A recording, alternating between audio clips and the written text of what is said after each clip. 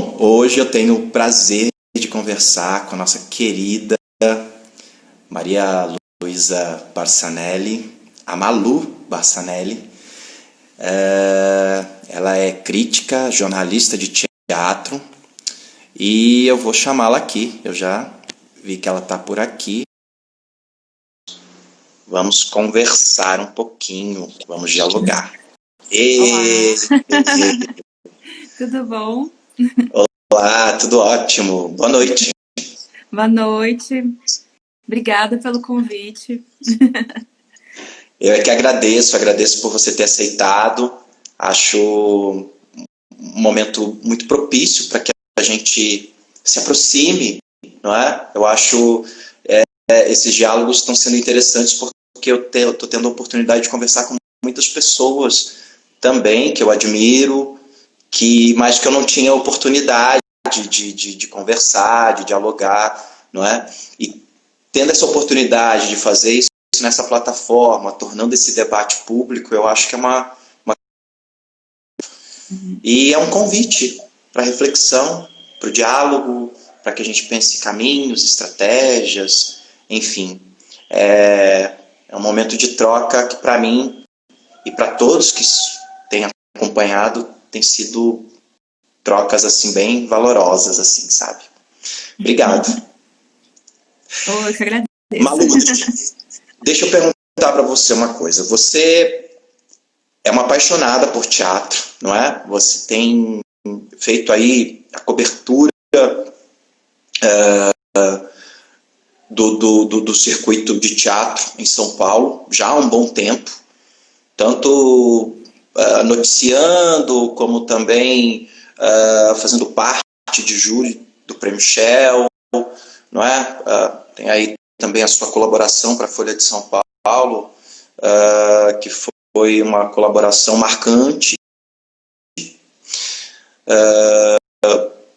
Conta um pouquinho para nós assim dessa trajetória. Bom, jornalismo, porque eu não sabia o que eu queria fazer, eu achei que era uma área ampla, assim, e fui descobrindo coisas.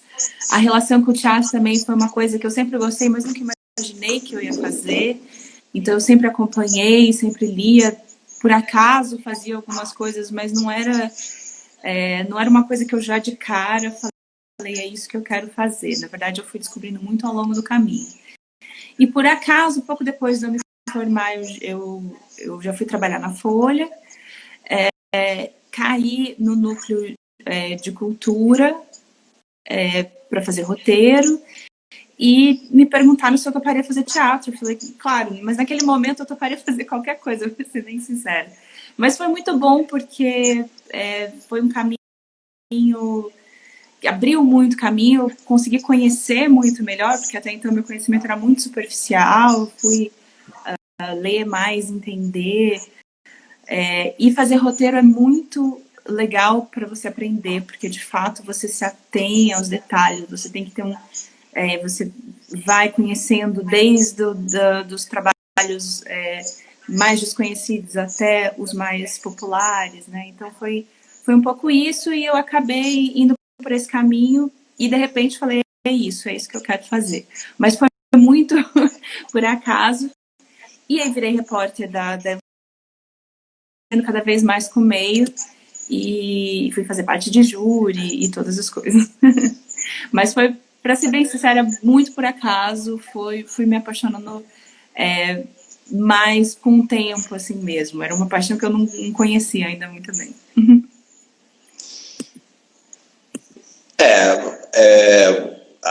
Na arte existe isso, não é?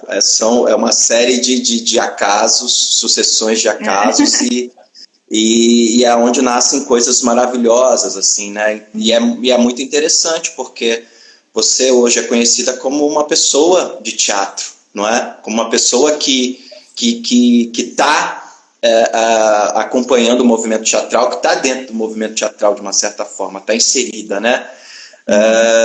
E isso é bem interessante.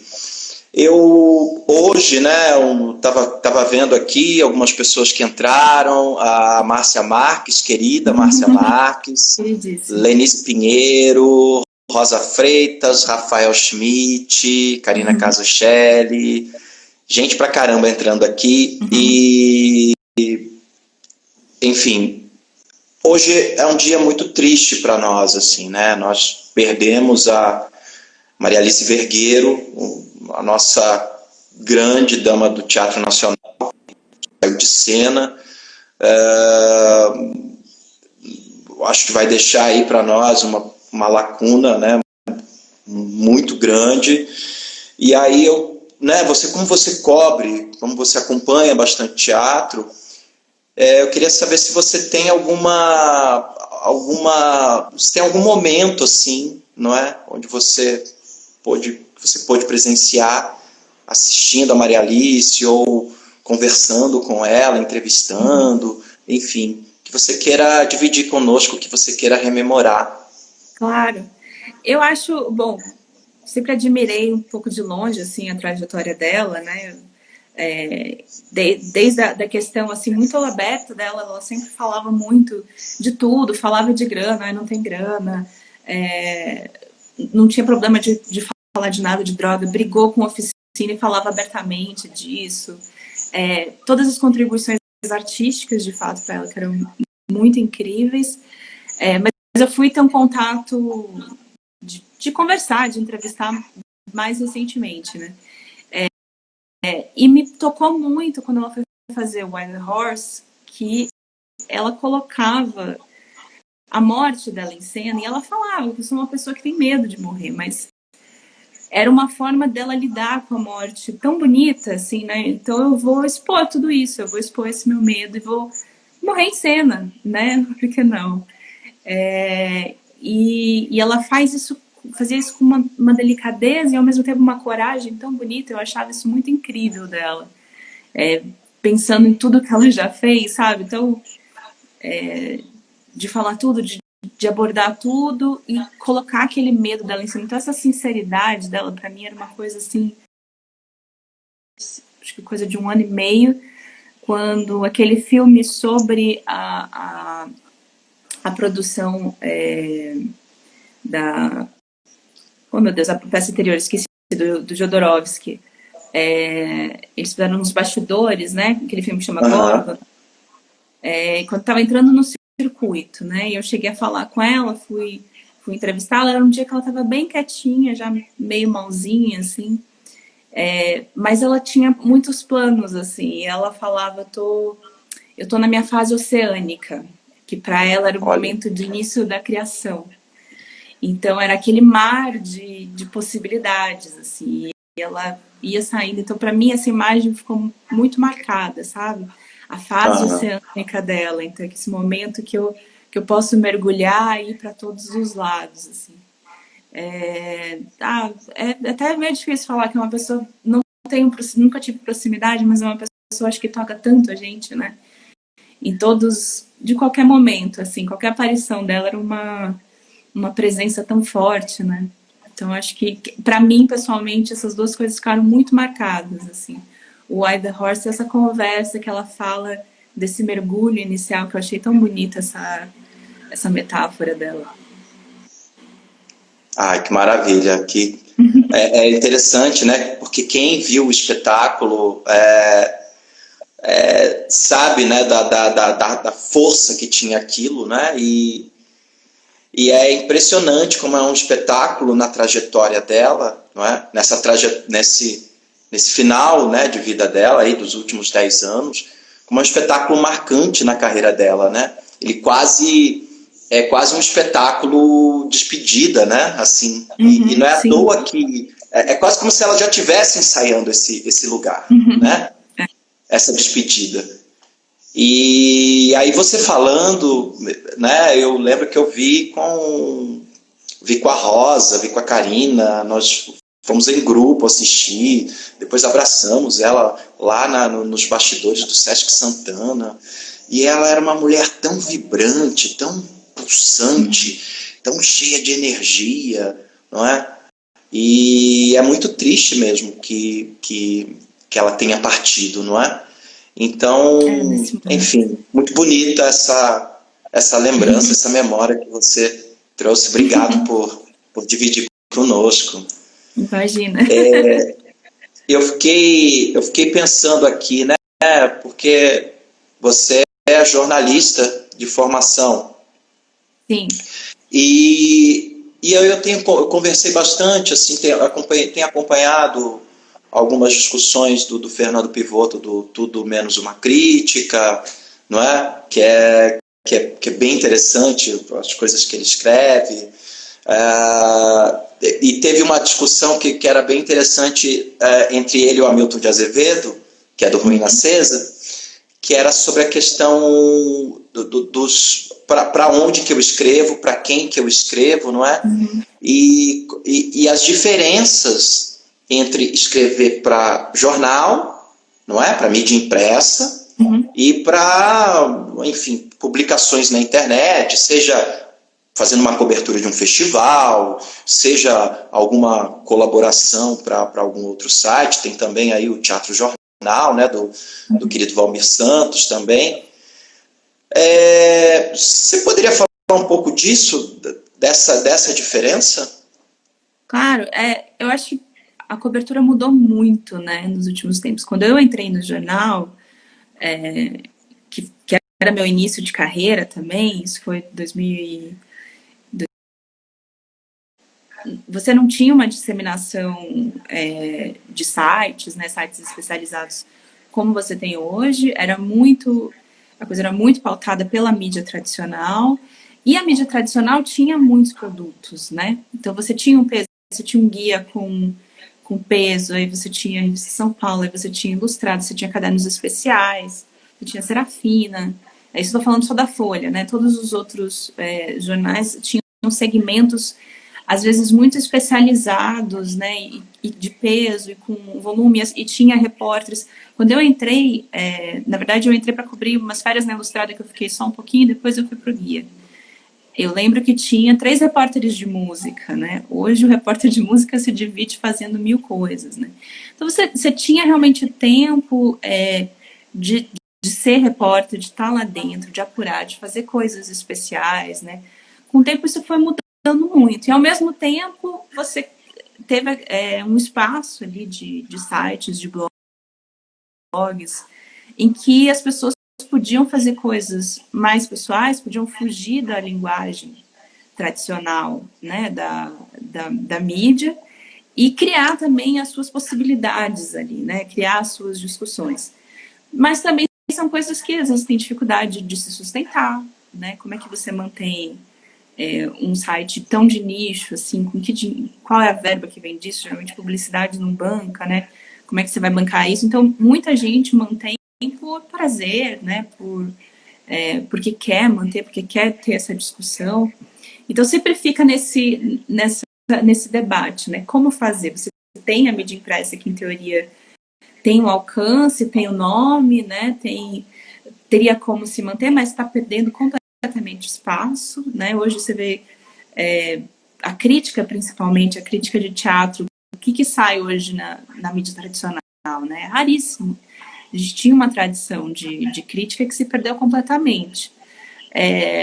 E, por outro lado, criou-se uma tradição de crítica muito é bom, é ruim, isso funciona, isso não funciona, é muito pragmática nesse sentido, né? Esses sites abriram um campo por um pensamento muito mais amplo, né, do que é a crítica. Então, vai muito para a discussão, o que as coisas suscitam, né, o que isso ou aquilo levam a pensar. São pessoas que começam a fazer mais conexões com as questões suscitadas pelos trabalhos, né? Não vão simplesmente daquele gostei ou não gostei, que tem o seu papel, sim, da crítica jornalística, mas eles vão para um outro lado, né? Então, eu acho que, assim, por um lado, a gente perdeu muito espaço na mídia tradicional. A gente quase não tem mais material, a gente quase não tem mais discussão, a gente quase não tem mais crítica, né? Crítica de teatro no jornal, a gente quase não tem mais. E, por outro lado, a gente abriu esse caminho de sites mais independentes, de outros espaços, que conseguem expandir a crítica para um outro lado. Às vezes mais acadêmico, às vezes só de expansão de questões mesmo, né? Às vezes são críticas que pegam uma situação levantada ali e expandem aquilo para outros questionamentos muito além da cena, né? Não vai naquilo, o cenário funcionou, né? E eu acho que isso a gente está ampliando tanto as linguagens e as questões da produção teatral que não cabem mais naquela lógica tradicional que geralmente você abria falando, seja de texto, do diretor, da atuação, geralmente cenário e figurino era um complemento ali no final, né? Você tinha um roteirinho a seguir, né, dessa crítica jornalística. Hoje, como é que você faz isso numa peça-palestra? Como é que você faz isso com outras linguagens que não se encaixam mais naquele roteiro, né? E eu acho que esses espaços novos que a gente está criando são espaços justamente de reflexão desse tipo de linguagem também. Como é que eu falo de um trabalho que não se encaixa mais naquelas regras de julgamento, digamos, do crítico, né? Como é que eu faço para falar disso criticamente, né? Se é uma coisa que é nova, que eu não tenho ainda parâmetro para discursar sobre. Então, acho que o interessante desses sites também é você conseguir expandir justamente para a gente entender para onde está indo a coisa, o que são essas discussões, né? O que são essas novas ferramentas da cena, né? Eu acho isso muito, muito rico. Mas, ao mesmo tempo, a gente tem que entender como ser sustentável, né? Porque a gente ainda está experimentando, engatinhando. Tem que entender onde buscar recursos também disso, né? Porque senão...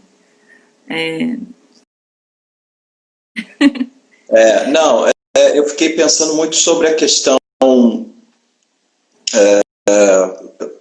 quero falar também com você sobre arquivos, sobre esses fenômenos... dessas experiências feitas em casa, enfim.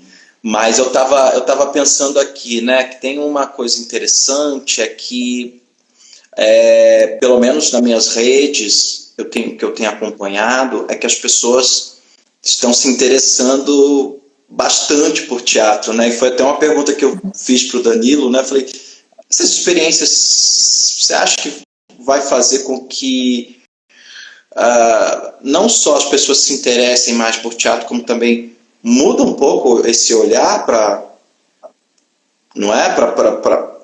posterior, sei lá, para a experiência ao vivo? Eu acho que, de certa forma, assim, a gente tem que entender também que todo mundo foi meio pego de surpresa, né? E a gente está completamente impossibilitado de fazer o essencial do teatro, que é a presença, né? Que é o contato ali, lado a lado. Então, é até difícil a gente falar, assim, que isso é teatro, né? A gente se discute muito. Dá para dizer que isso é teatro? Porque teatro parte do princípio da presença, né? Então, é muito complicado. Mas eu acho que aquela coisa, né? No momento de crise, a gente tenta se reinventar e tentar pensar formas. Eu acho que de início, até por não ter muito o que fazer, né? As pessoas fizeram a primeira coisa que dá para fazer. Vamos colocar vídeos das peças para as pessoas assistirem. Que também não é ideal, né? O vídeo, quando a peça é filmada, ela é um registro, ou ela é até usada para você poder circular, né? Para você vender para um festival. Muitas peças são filmadas de uma forma relativamente precária, o som é ruim, a luz é ruim, não reflete definitivamente a experiência presencial, né? Mas era uma coisa ali emergencial, é o que a gente tem no momento, então vamos fazer isso. Mas acho que agora tem muita gente tentando entender como replicar essa experiência do presencial no virtual, né? Uma coisa tão... Já que a gente não pode... E eu acho que é isso que tem instigado muito as pessoas. Primeiro, a impossibilidade, né? Estamos todos trancados, assim, impossibilitados de conviver em aglomerações, né? Que é o princípio do teatro em si. Mas, então, vamos repensar. Eu acho que essas experiências de tentar recriar o contato virtualmente, que é muito interessante. Claro, a gente vai errar, né? Vai ter problema. Tenho visto alguns trabalhos que usam, às vezes, videoconferência para ser ao vivo, para ter a questão do ao vivo. Tem uma dificuldade, às vezes, com a tecnologia, nem todo mundo está acostumado. Tem várias questões, né? Mas eu acho que isso é muito interessante de entender como que a gente consegue replicar essa experiência, né? Não sei se você chegou a ver o trabalho do Magilute agora, tudo que coube numa VHS. Eu ouvi falar, mas me parece que tem tem uma concorrência aí, porque parece que é para uma pessoa só. Eu pedi, sei lá, com 2 semanas de antecedência. Mas é interessante porque é uma experiência pessoal e parece que você está meio em contato com a pessoa, né? Claro, não sei se dá para dizer que é teatro, porque é completamente virtual, mas é interessante que você está naquele contato, tem uma resposta. Então, é muito, muito interessante perceber como os artistas têm buscado esse contato no virtual. E é um momento que a gente mais que nunca está precisando, né, de contato, de afeto, de relação, assim. Então, acho que isso também instiga muito as pessoas a buscarem, né? No momento que elas estão impossibilitadas do contato, é isso que a gente precisa tentar dar para as pessoas, esse afago, né, de estar junto. Então, eu acho que é por esse caminho. E aí você tinha falado se isso muda depois no olhar. Eu acho, não sei, é difícil a gente pensar. Talvez surjam coisas no meio, linguagens que a gente consiga levar para a cena depois. Talvez surjam até formas de conversar com o público que possam ser levadas para a cena depois. Mas eu, sinceramente, não sei o que vai mudar. Eu acho que talvez a gente esteja muito ainda no meio do caminho para entender. Mas eu acho bem...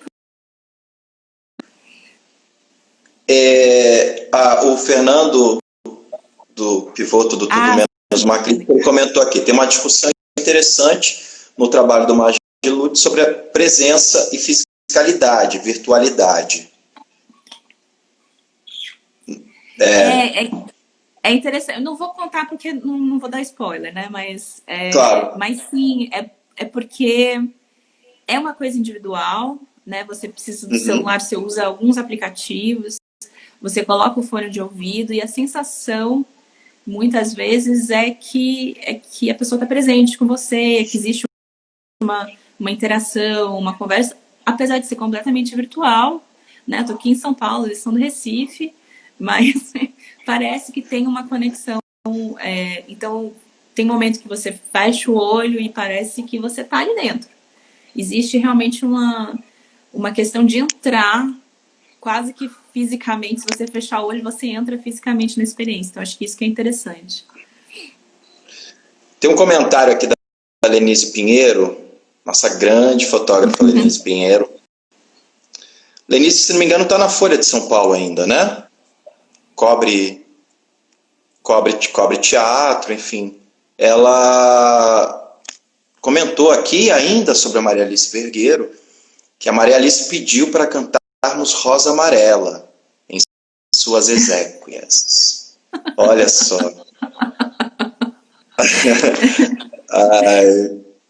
Né? E a Rosa Freitas, minha parceira, comentou aqui, acho que o espetáculo foi uma forma dela conversar com a doença que chegava, né? Marcos Renault, nosso querido Marcos Renault, que fez a tradução do Mãe Coragem, que daqui a pouco vai ao ar na plataforma Sesc Online com a Beth Coelho, a direção da Daniela Thomas, né? Grande Lenerson, legal te ver. Merda, Malu, beijo pra para vocês.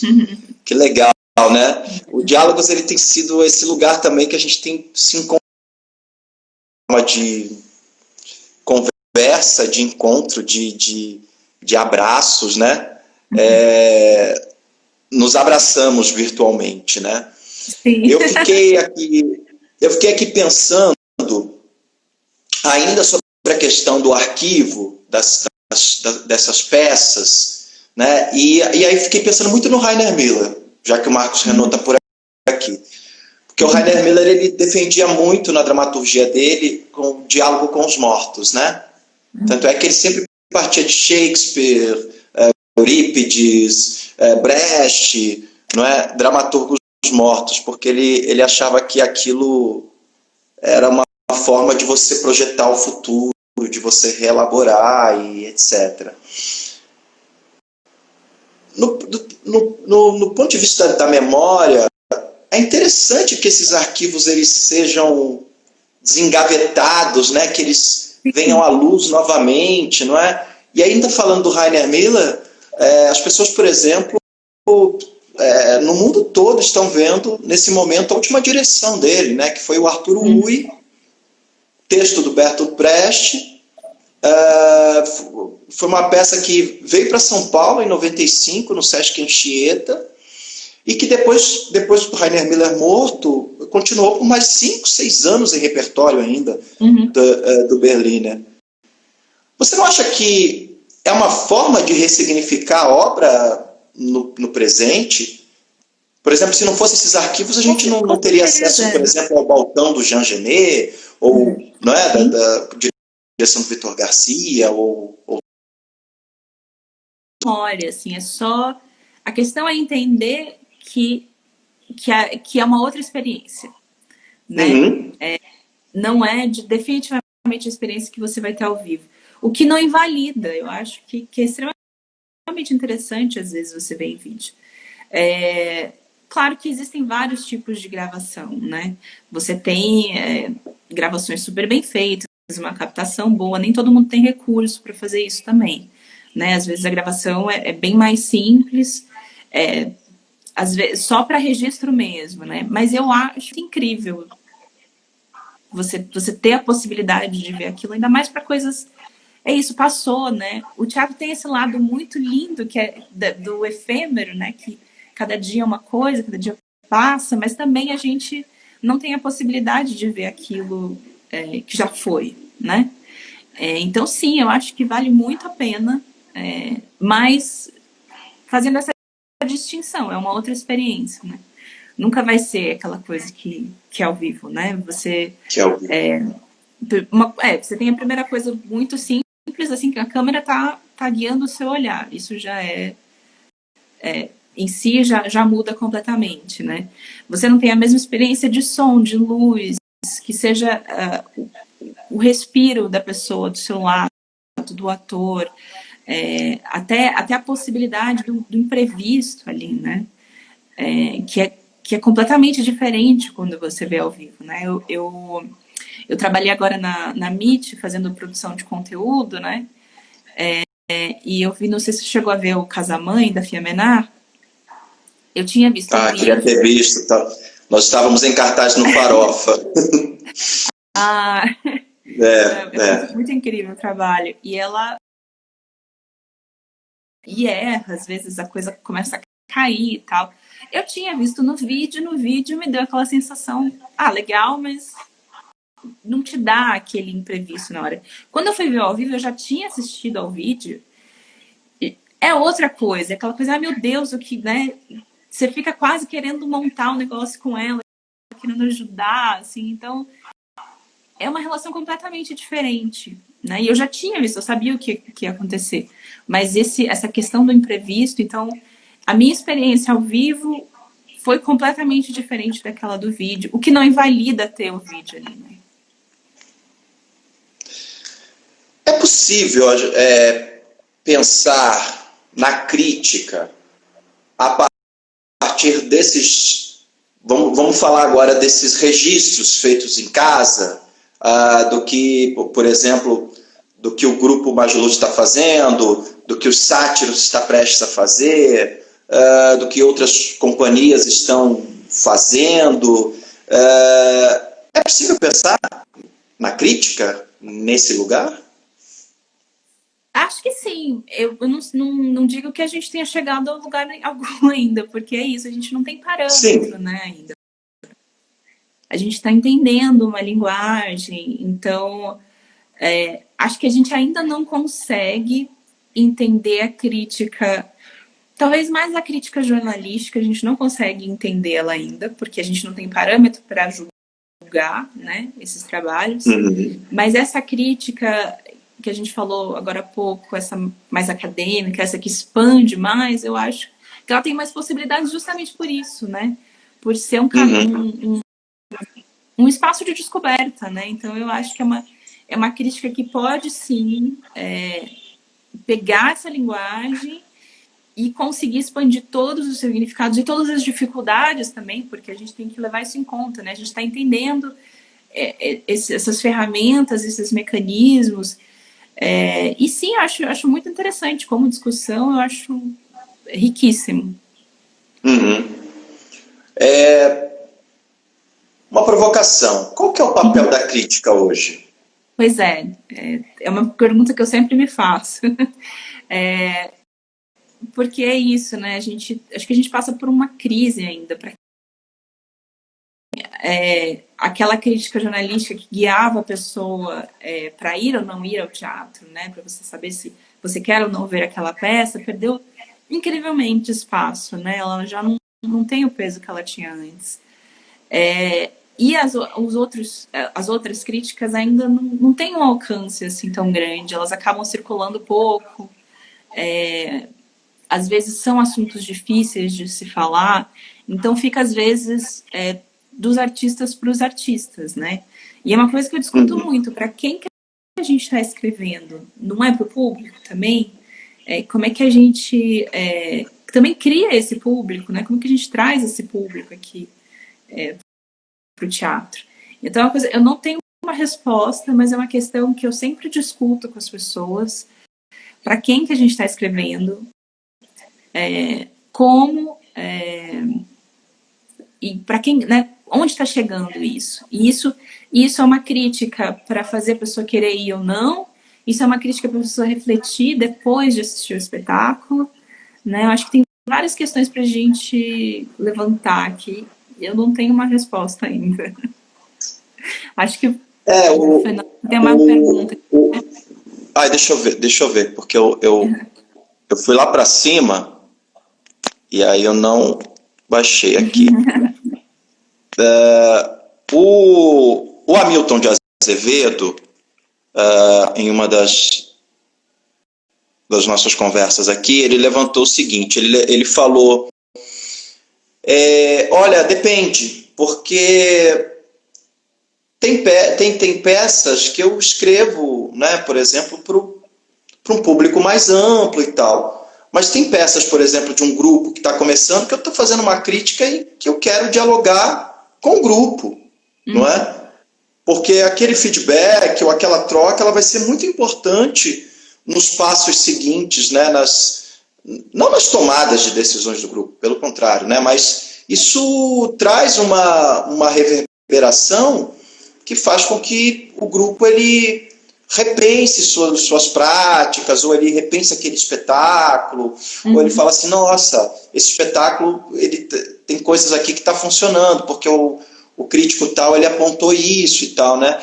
Então ele falava desse lugar do diálogo, não é?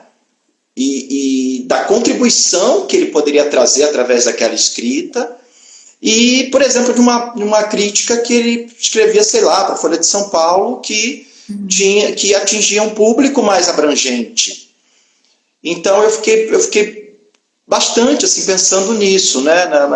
Quando o Hamilton abriu aqui essa série de conversas, né? Isso muda, né? Muda, e aí entra nesse lugar, para quem que eu estou escrevendo?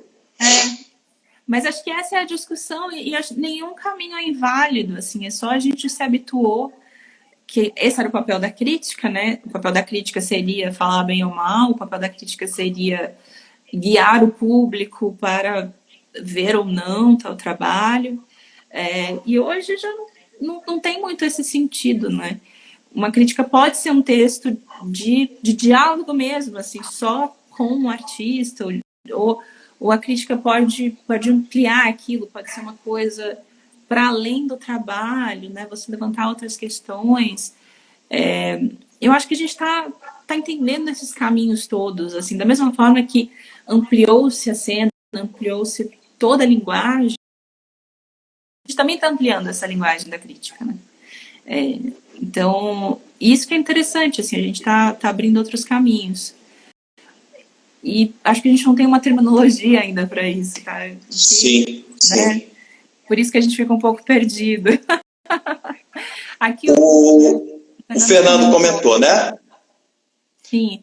Ando também conversando com os colegas sobre a falta de parâmetros para avaliação, como a Malu comenta, e B, a falta de terminologias específicas. Usamos termos vindos do teatro, como espetáculo. Mas será que estes termos são os termos mais precisos? Enfim, pensando alto na live dos outros. Não, querido, isso aqui é pra gente conversar, pra gente debater. Super válida essa discussão, assim. Essa questão de terminologia é uma coisa também que eu discuto muito. E aí você tem que entender para quem é que você está falando, né? Eu, no jornal Sim. mesmo, eu sempre tive um cuidado para não usar termos muito específicos do teatro, né?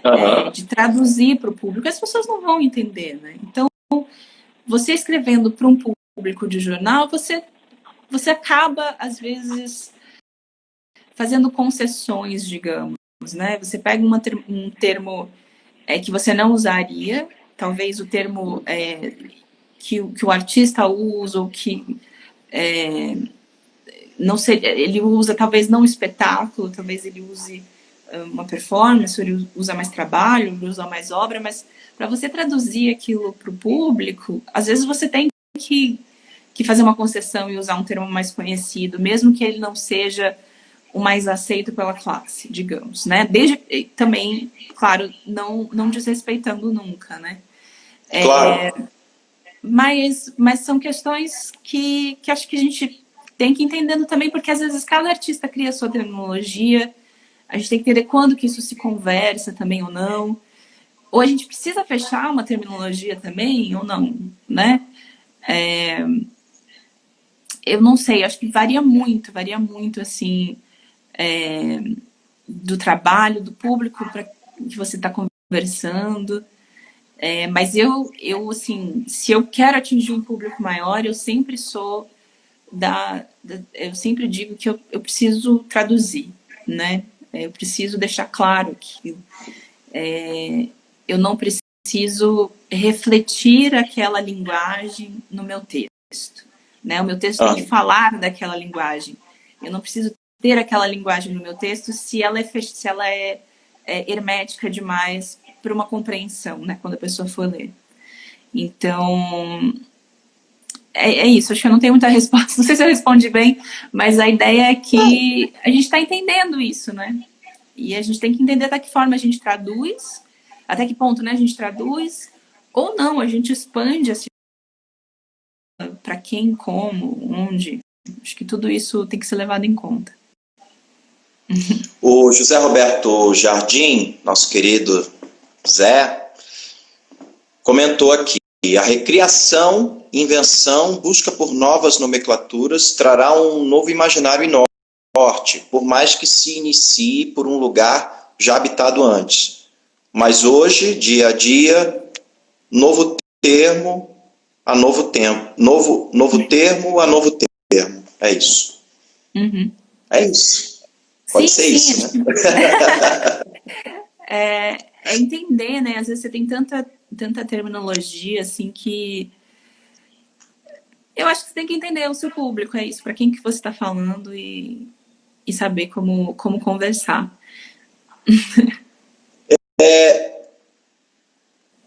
Bárbara Eliodoro, Décio Almeida Prado, Sábato Magaldi, né? São grandes nomes e referências da crítica teatral, né? Jefferson Del Rios, não é? Enfim, pensando assim nessa escola não é mais tradicional e importante, elas são referências assim para você, para escrita? Como é que é para você? Sempre foram, assim, como estudo, né? Mas é aquilo que eu disse, eu acho que também são... acho muito interessante você ler as críticas do Sábato, por mais que elas tenham cada uma a sua personalidade, você percebe como ele criou ali um roteirinho, sabe? Ele tem uma estrutura muito sucinta para resumir as coisas.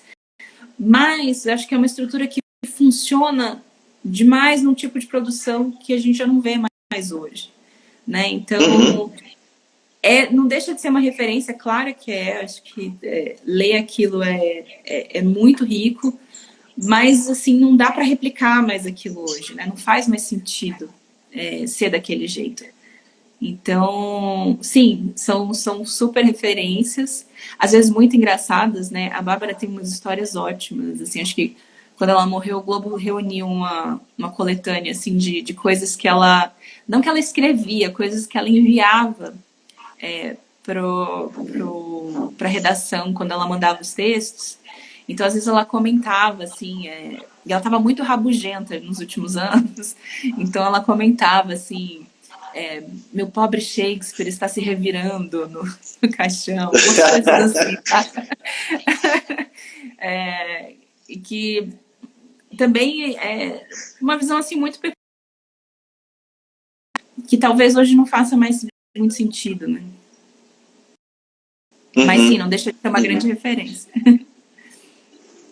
Porque eu acho que era um período de se escrevia, que se você escrevesse, por exemplo, você podia acabar com uma peça, né? Você podia acabar e enterrar a carreira de uma peça, né? Eu acho que era um momento, talvez, em que o teatro também ele era muito dependente dessa opinião. Não é para que, enfim, aquele espetáculo, aquele projeto, ele tivesse aí uma carreira de sucesso, né? Entre aspas. Mas hoje a gente percebe que é tudo muito mais libertário, no sentido de que, primeiro, é muito interessante ver essa rebeldia nos grupos, né? Os grupos não...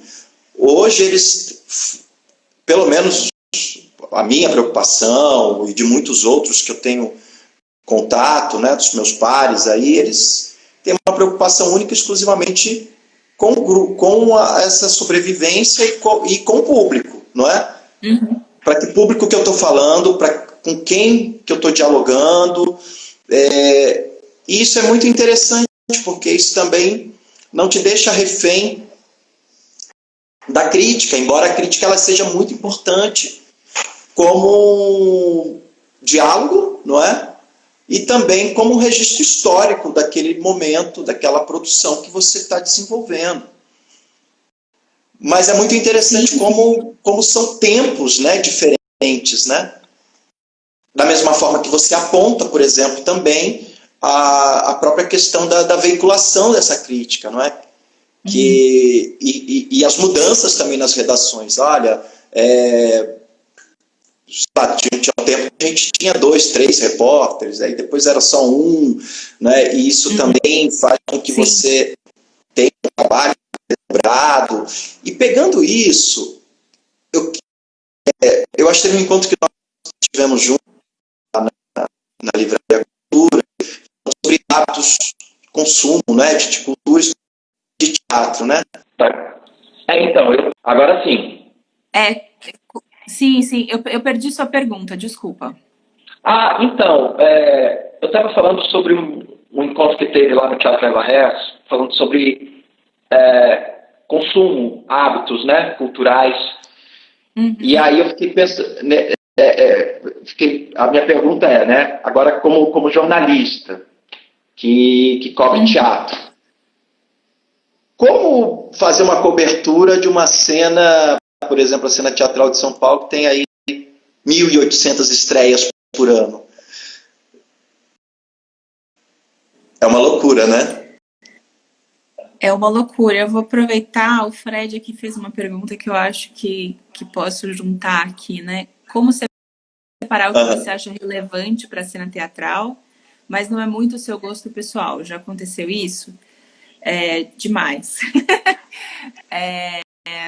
Eu, assim, sempre acho que aquilo, né? Depende para onde você está escrevendo, né? Quando você está pensando um jornal assim de grande público, você tem que tentar variar. Claro que o seu gosto pessoal às vezes influencia um pouco, mas você acaba, eu acabava no jornal tendo que priorizar coisas maiores, né? Produções maiores, de talvez maior alcance ou mais populares. Tinha uma dificuldade grande de dar espaço para as produções pequenas. E eu sabia que eu não ia conseguir, por exemplo, dar uma capa para uma matéria, para um espetáculo pequeno, por mais que eu achasse ele bacana, né? Ao menos que tivesse alguma coisa. Então eu tentava, às vezes, até pela quantidade de coisas, era tanta coisa, eu tentava ver uma tendência das coisas, ou muita gente falando sobre o mesmo assunto, ou tem algum assunto que está no ar e eu vejo um reflexo disso nos trabalhos. Então eu tentava juntar e fazer mais do que apenas uma matéria sobre a peça, fazer uma discussão sobre aquele assunto a partir das peças, né? Tentava Uhum. expandir assim, mas é muito difícil equilibrar. Às vezes você acontece demais de você ter o material pronto e acontece de alguém morrer, por exemplo, e você cai todo o material e você não consegue dar o espaço que você imaginava, ou chega o espelho do jornal.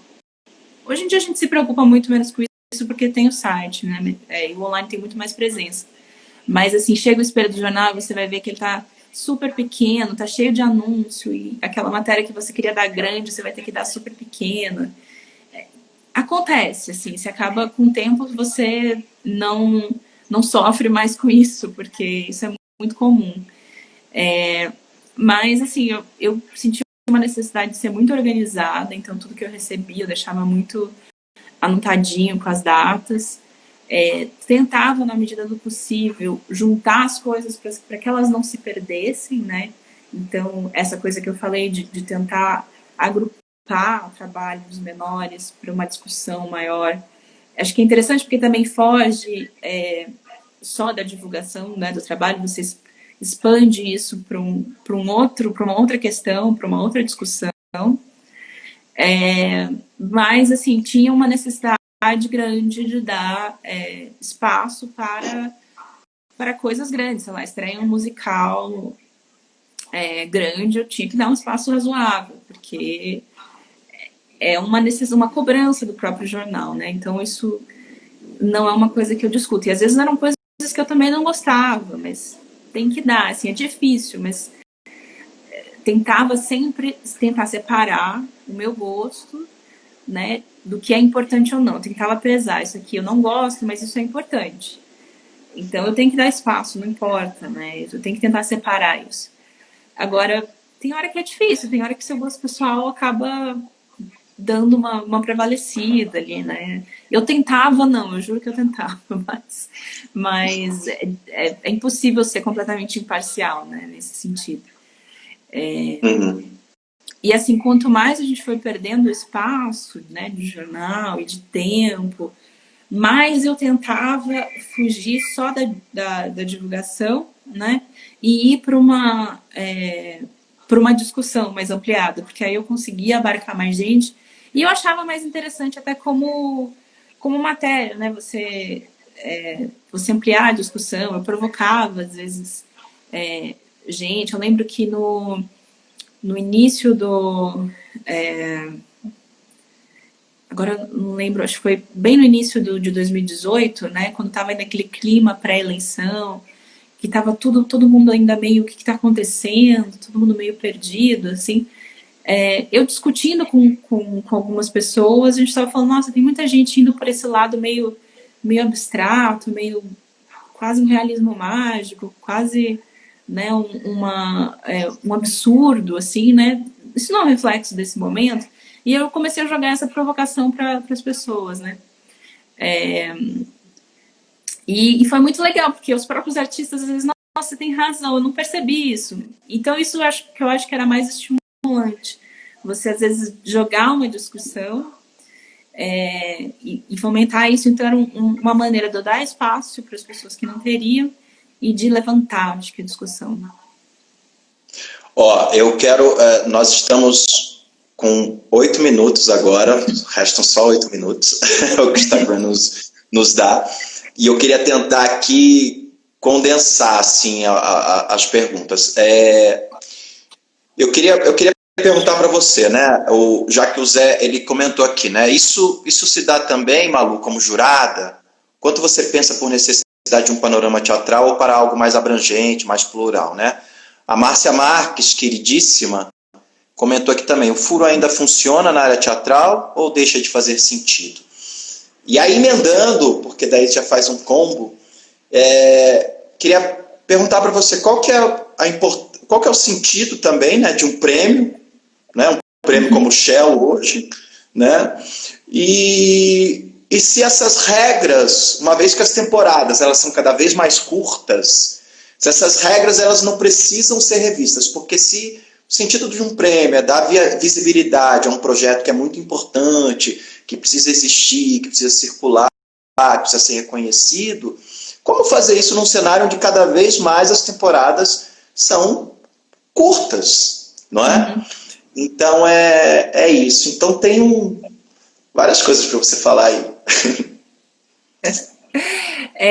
Sobre essa questão, né, do gosto pessoal no júri, eu acho que a gente tenta a mesma coisa.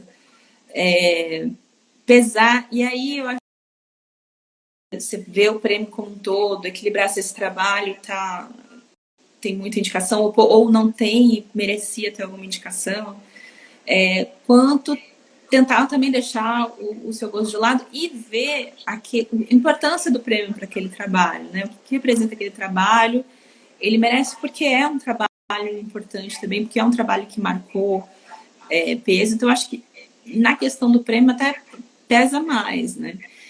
E aí, eu acho que a questão da comissão, né? Você tem um grupo de jurados, assim, é mais interessante porque você tem uma discussão, de fato, né? E você tem esse peso aqui, eu não gosto tanto, mas você gosta, então vamos ver se não é o meu gosto pessoal que está influenciando. Acho que a gente tenta, não é perfeito, eu sei, nem um pouco, mas a gente tenta deixar isso de lado e entender a importância daquilo para o trabalho e também como deixar aquilo equilibrado, né? Para que não fique também uma predominância. Constantemente as coisas têm que ser revistas, né? A gente teve no próprio Shell o número a exigência, né, de apresentações era 24, passou para 20. Aí a gente também questiona se a gente baixar demais, a gente não está incentivando os espaços e as coisas a deixarem as temporadas curtas demais. Será que deixar ali um parâmetro de 20 apresentações? Porque tem gente que às vezes consegue uma outra temporada, ou consegue mais apresentações para cumprir, né? Para poder entrar com as 20. Isso também não é interessante para as pessoas. Também acho que é uma discussão para a gente ter quando que as coisas começaram a reduzir demais, né? Às vezes a gente não consegue assistir porque o negócio ficou pouquíssimo tempo em cartaz, quando você vê já passou, né? Isso acho que é um pouco uma dificuldade para você manter público, sabe? Você não. Então, também fico discutindo. Sim, acho que o prêmio tem que se adaptar, às vezes até as categorias, você tem que repensar. Hoje em dia essa categoria não faz mais sentido, ou deveria ter essa outra categoria.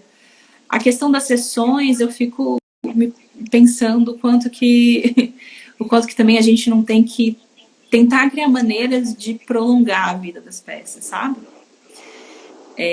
E sobre o que a Márcia perguntou do furo, eu acho que hoje tem muito pouco peso. Muito pouco mesmo, sabe? Eu vejo, assim, o furo tem mais peso, às vezes, num lado de política cultural, né, do que de fato de criação, de arte, né? Por exemplo, dar alguma coisa, vou dar com exclusividade para alguém que está fazendo esse trabalho, isso e aquilo. Hoje, os jornais não têm mais esse peso, sabe? Uhum. Infelizmente, isso já não traz mais. Agora, com relação à política cultural, acho que tem um interesse maior,